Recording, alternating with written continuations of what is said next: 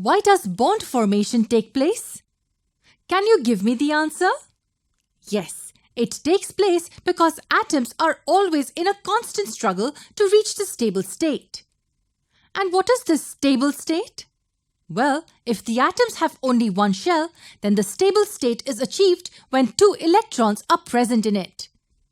And if the atom has 2 or more than 2 shells, then the stable state is achieved when the outermost shell contains 8 electrons. It's called an octet.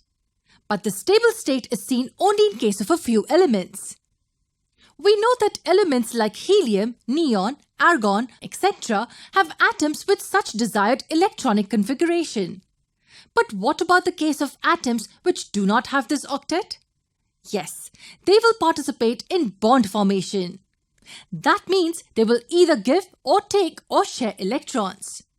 But wait, who decides how many electrons will participate in the bond formation? Or who tells the atoms if they've to give or take electrons? Well, the answer to these questions is valency. Let's understand this concept in detail. In simple words, valency is defined as the combining capacity of an element. Now, what exactly do we mean by this? When we say combining capacity, that means how much can an atom bond with another atom. Does that mean how many electrons can be given or taken or even shared? Yes. Does the capacity of an atom to give electrons, accept electrons, or even share them in order to achieve the octet state can be termed as its valency. And what about the case of elements with just one shell? That's correct. Trading of electrons is carried out for attaining 2 electrons in the outermost and only orbital in such atoms. Let us take simple examples to understand this.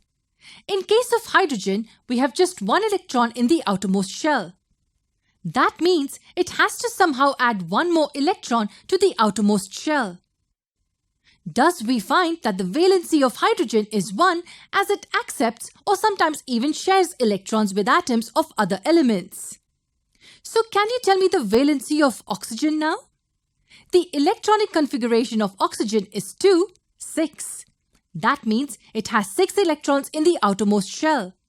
So, how many electrons are needed to complete the octet? Yes, 2 electrons. Thus, the valency of oxygen is 2. It accepts or takes 2 electrons from other atoms for completing the octet. Now tell me, what will be the valency of magnesium? We know that magnesium has 12 electrons. That means the electronic configuration of magnesium is 282. So how many electrons will be needed now? 6. That's correct. And that's what we're able to see. 6 electrons are needed to complete the octet. But which atom will give away 6 electrons so easily?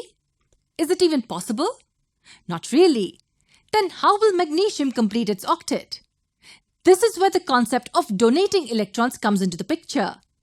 If managing the gain of 6 electrons is difficult, then can it think of giving or donating the 2 electrons? Yes, absolutely. So if magnesium gives away 2 electrons from its outermost shell, then we say that the valency of magnesium is 2. That means it's not only about how many electrons can be taken, but also about how many electrons can be given by the atom. That is how we calculate the valencies of various elements. Now, to understand the concept better, let's take an example of elements forming one compound. Maybe we can think of sodium chloride. For the formation of one molecule, we need 1 atom of sodium and 1 atom of chlorine. What are the valencies of each, by the way? Sodium has the electronic configuration 281, while chlorine has an electronic configuration 287. Before I tell you what happens, I want you to give it a shot. What do you think will happen?